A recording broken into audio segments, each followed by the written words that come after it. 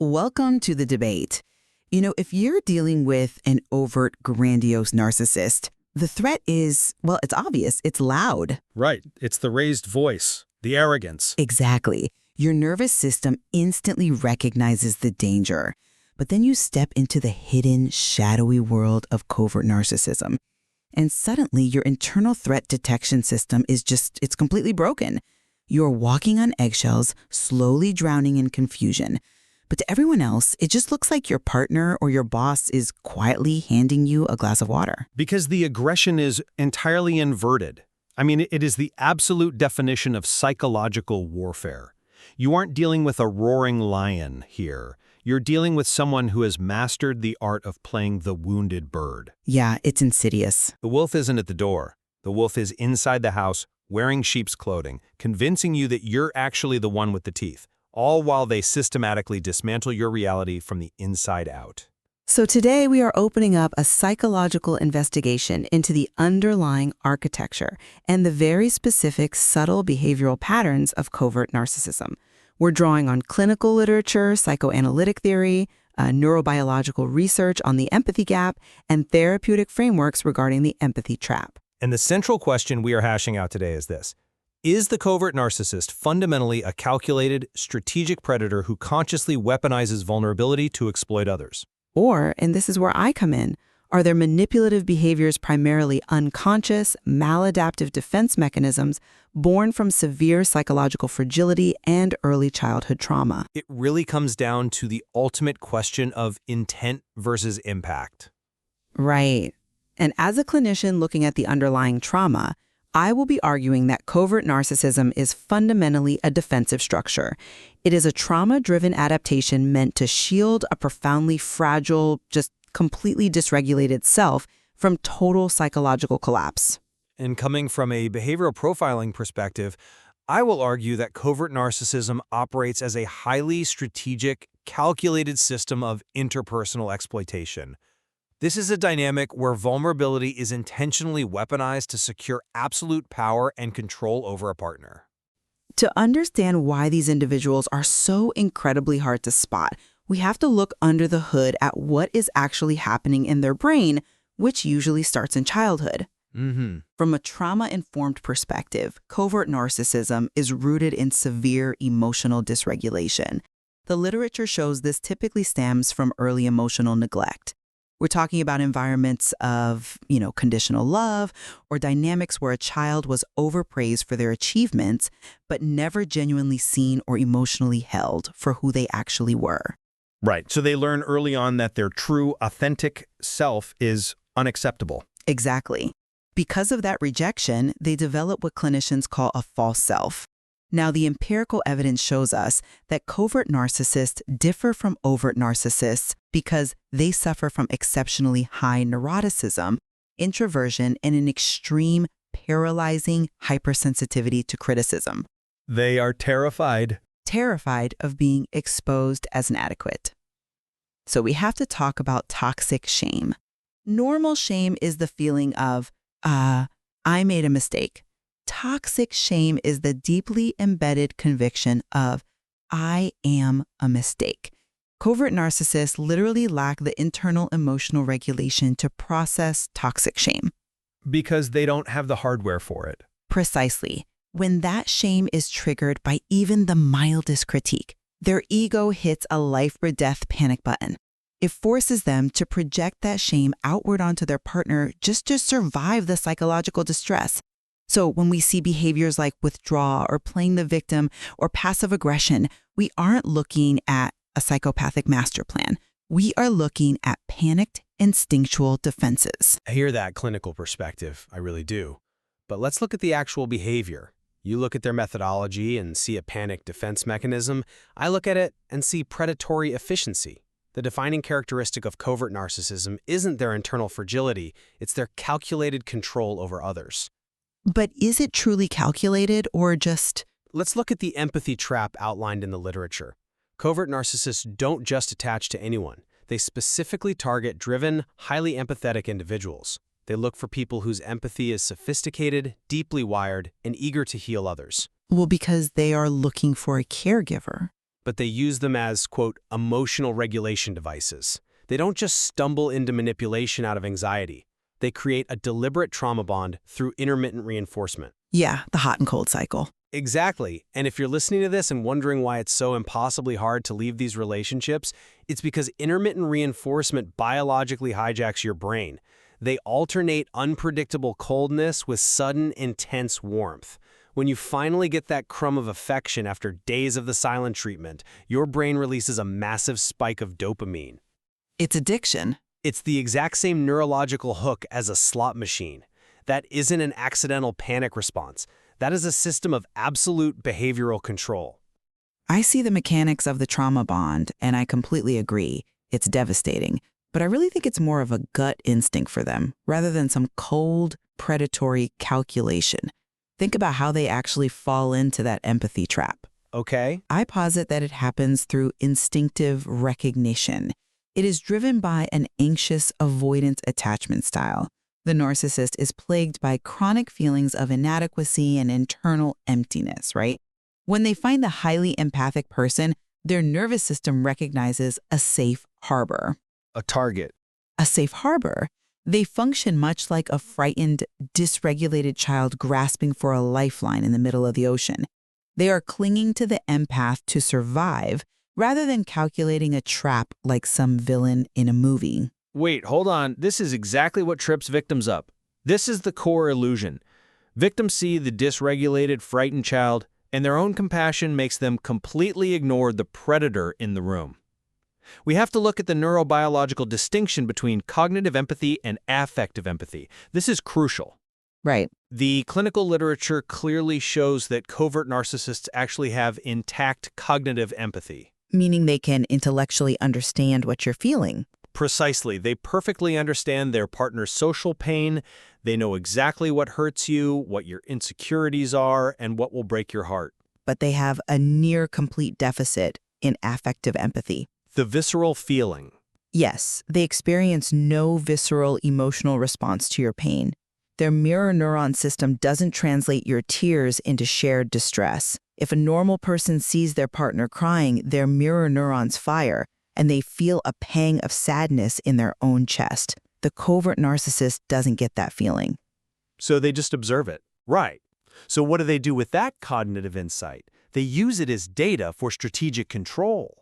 When you cry, they don't feel sadness. They feel a surge of power because your emotional unraveling confirms their dominance. Okay, that is a chilling way to frame it. But if we follow that logic, if their behavior is purely a cold cognitive calculation, if they are just running a strategic script, why do they experience such severe, genuine emotional collapse when their grandiose fantasies are threatened? Well, No, really. When a covert narcissist faces a real ego threat or an undeniable failure, they don't just recalculate their strategy like a cold computer program. They experience paranoid ideation, clinical depression, and intense, debilitating shame. The literature refers to this as a reality testing crisis. That level of absolute psychological collapse implies that their behavior is an automated survival mechanism, protecting a truly shattered core, not the cool calculation of a sociopath. Deep sigh.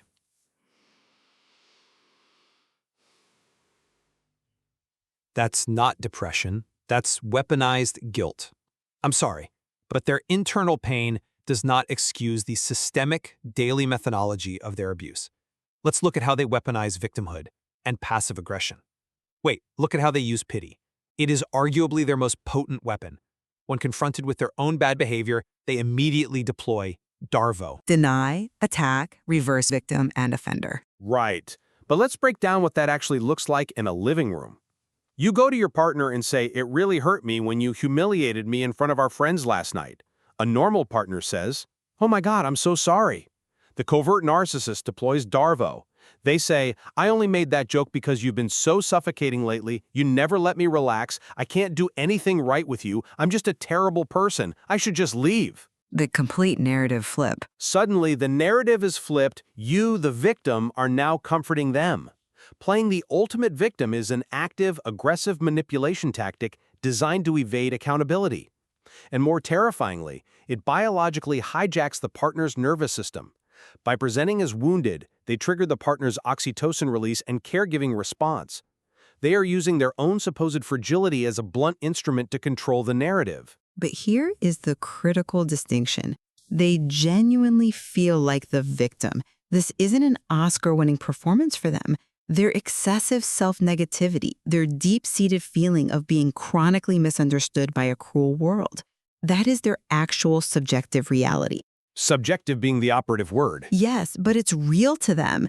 When they use passive aggression, it's because their tolerance for failure and rejection is so incredibly low that direct conflict is psychologically intolerable to them. They use subtle jabs or they withdraw because asserting a boundary directly feels like stepping on a landmine. They are acting out of a profound sense of powerlessness, not power. That's a very compassionate view. But I want you to consider this.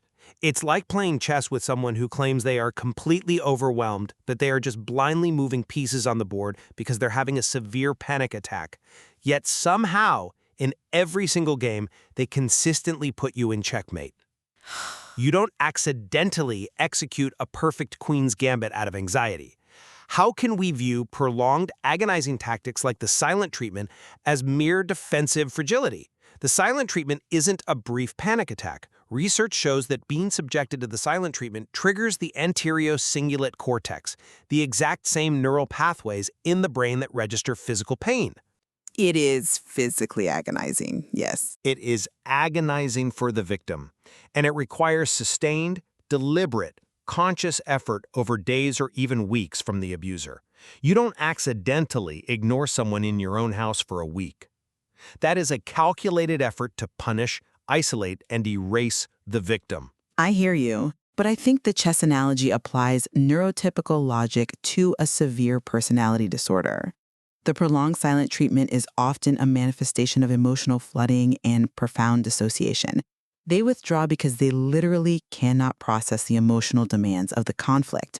Their brain shuts down to avoid the toxic shame we talked about earlier. However, I want to pivot and address this duality you're touching on, the stark difference between their public behavior and their private behavior, because I know that is a massive red flag for victims. Yes, the duality. The jarring, almost unbelievable discrepancy between their altruistic, nice public image and their private emotional abuse. In public, they play the humble servant. They are the communal psychopath. They volunteer, they listen to their coworkers, they are the nice guy or the sweet woman who everyone thinks is an absolute saint. The mask. But behind closed doors, they systematically gaslight their partner. They use covert gaslighting, denying conversations ever happened, hiding objects, moving goalposts. They use weaponized incompetence, deliberately ruining the laundry or failing at basic tasks so the exhausted victim just takes over everything.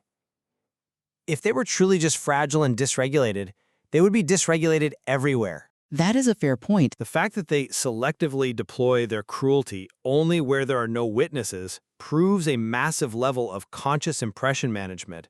They know exactly what they are doing, and they know to hide it. It looks like a cynical PR campaign. Absolutely. But the literature explains this duality through the clinical concept of self-image dissociation. The public persona, that hyper-agreeable, humble servant, is a desperate psychological necessity. It is the false self, constructed entirely to elicit external praise and deflect that crushing toxic shame. They need the public to view them as flawless to stave off total psychological collapse. They feed off that communal validation. So why does the mask slip in private? Because the intimate relationship is simply where this ramshackle defense mechanism breaks down. Why? Because true intimacy requires a level of authenticity and vulnerability that they literally do not possess. The mask slips in private not because they're plotting a secret Machiavellian abuse campaign, but because the energetic cost of maintaining the false self is unsustainable in close quarters. You're saying then they just get tired. You can't keep the mask on 24/7. When the exhaustion sets in, they project their hidden negative self-image onto the safest target, their partner. But look at the precision of the gaslighting when that mask slips. They don't just act out randomly, they specifically target the victim's sanity. They use micro-insults perfectly calibrated to instill self-doubt. I never said that. You're overreacting again. Your memory's getting really bad. The subtle invalidations, yeah. They feed the victim's words back to them, slightly distorted. This creates an unbearable cognitive dissonance. The victim is left desperately trying to reconcile the public saint everyone loves with the private abuser who is emotionally starving them. And the covert narcissist relies on the fact that society won't believe the victim because the public persona is so meticulously curated. It's a conspiracy of silence that they engineer. They inherit cultural structures, like the expectation for women to absorb emotional labor, for men to never complain about emotional abuse, and they exploit those structures with devastating efficiency. I agree. The efficiency is devastating. But the root cause remains a tragic, closed-loop system of early trauma. What we are seeing is a severe personality disorder where profound inability to process shame leads to incredibly destructive interpersonal behaviors. Yes, they gaslight. Yes, they project. Yes, they use weaponized incompetence. But these are ultimately defensive, largely unconscious behaviors designed to protect a shattered core. But the damage is real, I know. They live in a terrifying internal world where any admission of fault equates to annihilation of the self. Now, I want to be very clear. That does not excuse the harm. Abuse is abuse. But understanding it as a rigid, maladaptive trauma response, rather than a psychopathic master plan, changes how we clinically approach it. And frankly, it helps victims depersonalize the abuse. It's not that the victim wasn't lovable enough, it's that the narcissist is fundamentally broken. And my summary is that, to the person on the receiving end, the why matters far less than the how. Regardless of the internal psychological origins, whether it started as a trauma response in childhood or not, the functional manifestation of covert narcissism in adulthood is a highly strategic system of emotional exploitation. Right. The calculated use of false empathy, the deliberate, agonizing silent treatments, the weaponization of victimhood, the intermittent reinforcement, all of it serves to systematically dismantle a partner's reality. The goal is always to maintain absolute control while avoiding all accountability. To the victim whose sanity is eroding, the how is undeniably predatory. I think where we absolutely converge is on the devastation it causes the victim. Regardless of intent, whether we view this as an unconscious defense mechanism or calculated predation, the somatic and psychological toll on the partner is catastrophic. The clinical sources describe how the autonomic nervous system of the victim is completely disrupted. You literally live in a state of chronic hypervigilance. Your body is always bracing for an impact that you can't see coming. Exactly. We talk about neuroception, your body's subconscious threat detection system. For victims of covert narcissists, their neuroception is constantly firing alarm bells because the emotional environment is profoundly unsafe. Yet cognitively, they are being told by their partner, and often by society, that everything is fine. The ultimate gaslight. Yes, that conflict traps the trauma directly in the body. It leads to severe cognitive dissonance, chronic anxiety, autoimmune issues, and a complete inability to trust your own reality or your own gut instincts. It reflects the sheer, terrifying complexity of the human mind. Profound vulnerability and calculated exploitation can and do coexist within the very same individual. There is so much more to explore in the clinical literature regarding how our autonomic nervous systems respond to these invisible threats and how victims can begin to heal and trust themselves again. Ultimately, we have to leave the listener to weigh the balance of intent versus impact for themselves. Because at the end of the day, you're still standing in that hidden, shadowy landscape. Your internal X-ray machine is broken. The threat remains completely invisible to the outside world. And you are drowning while everyone else thinks you're just being handed a glass of water.